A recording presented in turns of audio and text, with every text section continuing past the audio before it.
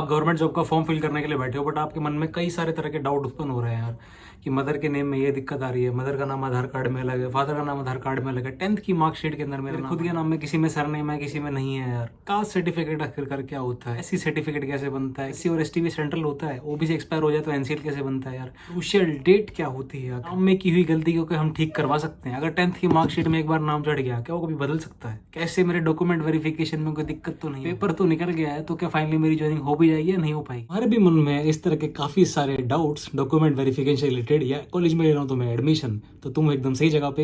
Video को देखो पूरा, चैनल को लो subscribe, and you can also follow on Instagram, same name the Sarkari guy. तो जनाब स्टार्टिंग करते हैं आपके पहले डाउट से, जो कि ये नेम चेंज को लेके। इसके ऊपर ना मैंने पहले लगभग 1 साल पहले भी वीडियो डाली थी एफिडेविट से रिलेटेड, ये कुछ इस तरह की। नेम चेंज को लेके काफी बार डाउट आता रहता है, चाहे वो इंस्टाग्राम हो चाहे वो यूट्यूब का कमेंट सेक्शन। नेम चेंज की 2-3 तरह की गलती होती है अलग अलग। एक तो तुम्हारा जो खुद का नाम है, यानी कि कैंडिडेट का नाम है, अगर वही गलत है, मतलब 10th की मार्कशीट के अंदर ही कोई भी एक अल्फाबेट गलत है, या सरनेम में मिस्टेक है, या दूसरा हो जाता है कि अगर मदर के नेम में कोई मिस्टेक है, कोई अल्फाबेट मिसिंग है उसमें, या सरनेम मिसिंग है, या फादर के नेम में ये सेम चीज़ मिसिंग है, और उसी के बेस पे अपना कास्ट सर्टिफिकेट बनवा रहे हो, तो वहाँ पर भी वही सेम चीज़ कैरी फॉरवर्ड। वहीं अगर मैं आपसे आधार कार्ड की बात करूँ तो आधार कार्ड के अंदर आपका नाम ठीक है, बट 10th की मार्कशीट में रजिस्ट्रेशन करवाते टाइम वो गलत हो गया। 12th में आपने कोशिश करी ठीक करवाने की, लेकिन वो 10th के बेस पे वही चलता रहा, तो वो ठीक नहीं हुआ। अब आप गए हो कॉलेज में एडमिशन के लिए, आप जा रहे हो, क्या आपने कोई सरकारी एग्जाम क्लियर कर लिया, मान लो for example, wait for example क्यों ले यार, तुम मछली में क्लियर कर सकते हो भाई गवर्नमेंट जॉब एग्जाम, अपने आप को पेपर के माहौल में ढाल के एक अच्छा वॉरियर बन, अच्छा warrior who is ready to face the exam in the ranbhoomi, that is your examination hall. पर फिर सवाल ये उठता है कि तुम्हें अच्छा योद्धा बनाएगा कौन, तुम्हें एग्जाम के माहौल में ढालेगा कौन, तुम्हें अपने सिलेक्शन में नजदीक लेके जाएगा कौन। तो इन सभी सवालों का जवाब है टेक्स्ट बुक। जी हाँ, बिल्कुल सही। ये ऐप है 4.3 करोड़ स्टूडेंट्स की पसंद टेक्स्ट बुक। यहाँ पे तुम्हें मल्टीपल टेस्ट मिल जाते हैं। इस ऐप की खास बात यहाँ पे आपको प्रॉपर एनालाइज करने का भी समय मिलता है। पर्टिकुलरली एक क्वेश्चन को दिखाता है कि आपने इस क्वेश्चन पे कितना टाइम दिया है, और ये भी दिखाता है कि इसमें एवरेज टाइम कितना। उससे आपको पूरा आइडिया लग जाता है कि आप एक क्वेश्चन करने में कितना समय ले रहे हैं और एक एवरेज स्टूडेंट कितना समय ले रहा है, और आपको उस टाइम को कैसे कवर अप करना है। पेपर खत्म होने के बाद प्रॉपर सॉल्यूशंस भी मिलते हैं इसके अंदर। तो एक सिंगल पास खरीद के तुम 80,000 से भी ज्यादा मॉक टेस्ट दे सकते हो, 800 से भी ज्यादा एग्जाम की तुम इसमें तैयारी कर सकते हो। Just name the exam and you will find it over here, whether you name it SSC, CGL, CHSL, CPO, MTS, GD, DSSB का कोई भी एग्जाम हो, स्टेट का एग्जाम हो, बीपीएससी का हो, एफकेट एग्जाम, डिफेंस की तैयारी करो तो वो भी इस पे मिल जाता है। So just go and purchase this text book yearly pass and you can avail extra discount by using this coupon code mentioned over here. और तुम चाहो तो टेक्स्ट बुक का पासबुक प्रो भी ले सकते हो, इससे तुम्हें उसमें एक्स्ट्रा बेनिफिट भी मिलेंगे यार। तो जस्ट आप गए डॉक्यूमेंट वेरिफिकेशन के लिए, वहाँ पर आप परेशान हो रहे हो, वहाँ पे घूम रहे हो, फिर रहे हो, आप फॉर्म भरने बैठे हो, आपके दिमाग में डाउट्स आ रहे हैं, इसको कैसे ठीक कर रहा हूँ यार, ये हो भी सकता है नहीं हो सकता है। तो देखो मेरे दोस्त, ये जो नाम वाली चीज़ है ना, ये ठीक हो जाती है बड़े आराम से। इसके लिए ज़्यादा घबराने की जरूरत नहीं है। देखो प्रोसेस होता है पूरा, स्टेप बाय स्टेप बताऊंगा, आराम से सुनना इत्मीनान से, तुम्हारे दिमाग में सारी की सारी बातें क्लियर हो जाएंगी। सो देखो मेरे दोस्त, ये मेरा खुद का दोस्त है एक मिंटू शर्मा, एंड उसकी खुद की पर्सनल स्टोरी है, and he was facing the same problem. उसके भी नेम में दिक्कत थी, बस उसके फादर के नेम में एक छोटा सा मिस्टेक था। मैं पूरा तुम्हें रीड करके बताता हूँ, जो तुम देख पा रहे हो अपनी स्क्रीन के ऊपर। ये पापा के नाम में बस एक अल्फाबेट गलत था। मेरे 10th 12th की मार्कशीट में दिलीप की जगह दलीप था, इसलिए मैंने 3 काम करे, और ये करने ही होते हैं जब हम किसी भी गवर्नमेंट जॉब वगैरह के डॉक्यूमेंट वेरिफिकेशन के लिए जाते हैं। तो ये 3 स्टेप्स है, तुम्हें स्टेप बाय स्टेप पूरा रीड करके बताता हूँ, और तुम्हें भी सेम चीज़ें फॉलो करनी है यार। स्टेप नंबर 1 है तुम्हारा नोटरी ऑफिसर से एक एफिडेविट बनवाना होता है, ठीक है। अगर तुम किसी भी एडमिशन के लिए जा रहे हो किसी भी गवर्नमेंट कॉलेज में, तो वहाँ हो सकता है कि सिर्फ तुम्हारा एक एफिडेविट से काम बन जाए। मैंने अपनी पिछले एक शॉर्ट वाली वीडियो में बताया था कि एफिडेविट एक इंपॉर्टेंट रोल प्ले करता है। वो आप किसी भी आपके घर के नज़दीक में कोई भी नोटरी है, वहाँ पे आप जाके बनवा सकते हो। वो एक तरीके से ऑफिशियल स्टैंप होती है कि ये बंदा वही सेम ही है, मतलब दोनों बंदे सेम है, अलग अलग इनमें कोई भी फर्क नहीं है, दे बोथ आर सेम। अब स्टेप नंबर 2 पे आते हैं। अगर आप गवर्नमेंट जॉब के लिए जा रहे हो कहीं पर भी, तो उसमें थोड़ा सा प्रोसेस ज़्यादा लंबा खिंच जाता है एडमिशन के बजाय, तो ये आपको पूरे स्टेप होते हैं ऑफिशियली फॉलो करने होते हैं। स्टेप नंबर 2 आ जाता है आपका ये 2 न्यूज़पेपर में एड्स डलवाएं, फर्स्ट किसी भी एक लोकल न्यूज़पेपर में और सेकंड एक किसी भी नेशनल न्यूज़पेपर में। तो उसने ये 2 न्यूज़पेपर ले लिए, ये पूरा प्रॉपर ऑफिशियल प्रोसेस होता है। एक पहले लोकल न्यूज़पेपर में आपको ऐड डलवाना होता है, दूसरा आपको कोई भी नेशनल न्यूज़पेपर में ऐड डलवाना होता है। तो मेरे फ्रेंड ने इसमें हिंदुस्तान में डलवाया था इस लोकल न्यूज़पेपर के अंदर, एंड नेशनल न्यूज़पेपर उसने इकोनॉमिक टाइम में डलवाया था। अब आते हैं आपके 3rd स्टेप पे, वो है इसके बाद लास्ट काम जो होता है आपका गैजेट में सारी चीज़ें देखे, गैजेट में एक पब्लिक नोटिस निकलवाना होता है, दैट्स इट। एंड इसके बाद ये सारे काम एक एडवोकेट ने किए थे, क्योंकि ये ज़्यादा नॉलेज होती है उनको, नॉर्मल बंदा भागता रह जाएगा, चीज़ें गलत भी हो सकती हैं।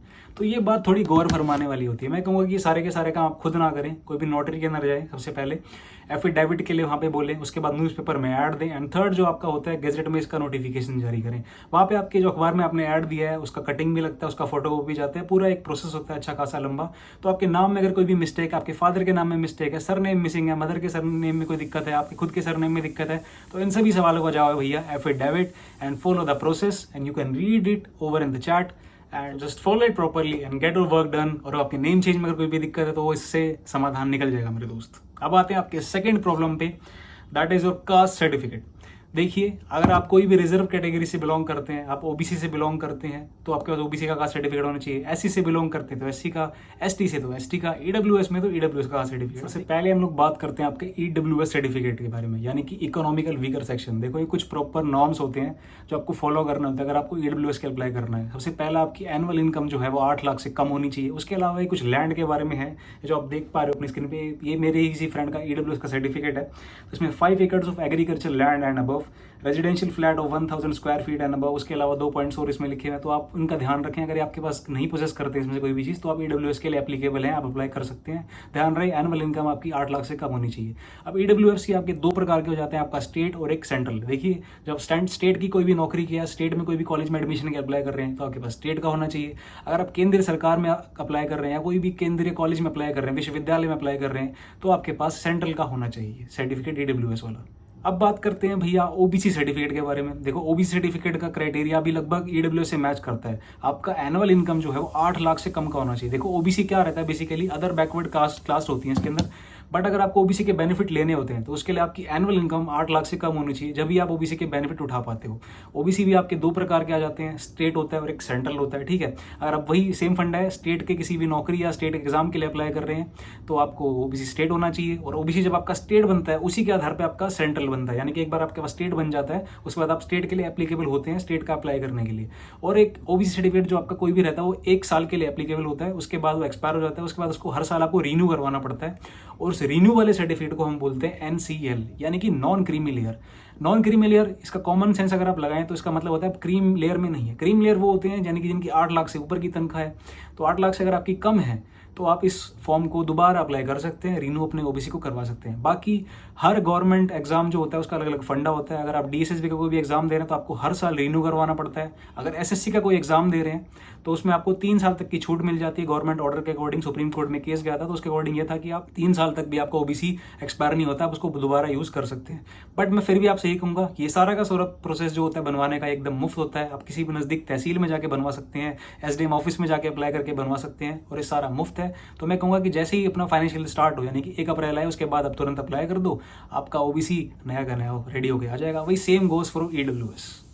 अब हम बात करते हैं भैया एससी और एसटी सर्टिफिकेट के बारे में। इन दोनों की बातें मैं इकट्ठे इसलिए कर रहा हूँ क्योंकि ये दोनों ही सर्टिफिकेट कभी भी एक्सपायर नहीं होते हैं, यही इन दोनों सर्टिफिकेट की खास बात है। और ये दोनों ही सर्टिफिकेट आपके स्टेट और सेंट्रल के बनते हैं, और इन दोनों ही सर्टिफिकेट को अप्लाई करने के लिए कोई भी इनकम का क्राइटेरिया नहीं होता है। गवर्नमेंट ने कुछ कास्ट हैं जो अपने लिस्ट में डाली हुई हैं पहले से प्रॉपरली, तो अगर आप उन कास्ट में फॉलो इन करते हैं then you can apply for your state and central SC ST certificate. वही सेम प्रोसेस है, आपको डॉक्यूमेंट्स अपने लेके जाने होते हैं जो भी आपका, अगर आपको अपने पिताजी के बेस पे बनवा रहे हैं तो उनका कास्ट सर्टिफिकेट लेके जाएंगे, अपना आधार एड्रेस प्रूफ वगैरह सारी चीज़ें लेके आप पहुंच जाएंगे अपने नज़दीकी तहसील और एसडीएम के अंदर, वहाँ अप्लाई कर देंगे और ये कभी भी एक्सपायर नहीं होगा। तो once in a lifetime ये बनवाना होता है, स्टेट और सेंट्रल दोनों का ही। अब बात कर लेते हैं आपसे क्रूशियल डेट के बारे में। देखो, अगर कोई भी फॉर एग्जांपल फॉर्म निकला 1 अगस्त को और उसका लास्ट डेट है फिल करने का 31 अगस्त, तो जो उसका लास्ट डेट है उसको हम क्रूशियल डेट बोलते हैं। और इस क्रूशियल डेट से पहले पहले जिन भी दस्तावेज के आधार पर आप अप्लाई कर रहे हैं, अगर आपकी डिग्री है, मान लो कोई ग्रेजुएट पे फॉर्म निकला हो तो यानी कि आपके पास वो जो ग्रेजुएशन वाली डिग्री है वो उस डेट से पहले पहले जो उस फॉर्म के अंदर मेंशन रहेगी वो उसकी क्रूशियल डेट रहती है, और उस डेट से पहले पहले आपके हाथ में वो डिग्री होनी चाहिए। जो डिग्री के लिए क्रूशियल डेट होती है वो फॉर्म की लास्ट डेट होना जरूरी, ये बात नहीं होती है। वो नोटिफिकेशन के अंदर ही अलग से जगह पे मेंशन होता है कि इस डेट से पहले पहले आपके पास डिग्री होनी चाहिए, तो वो उसकी क्रूशियल डेट हो जाती है। वही अगर मैं कास्ट सर्टिफिकेट की बात करूं तो वो ज्यादातर मोस्टली आपका जो फॉर्म अप्लाई करने की लास्ट डेट होती है वही रहती है। तो आपके पास अगर आप कोई भी बेनिफिट लेना चाहते हैं, रिजर्व कैटेगरी से आप बिलोंग करते हैं, ओबीसी एससी एसटी ईडब्ल्यूएस, तो आपके पास उस डेट से पहले पहले का सर्टिफिकेट होना चाहिए। तो फिर अगर आप एग्जाम क्वालिफाई कर जाते हैं then you go for your DV, that is document verification, तो आपको वहां पे बिल्कुल भी दिक्कत नहीं आएगी अगर आपका कास्ट सर्टिफिकेट जो है वो क्रूशियल डेट से पहले पहले बना हुआ है।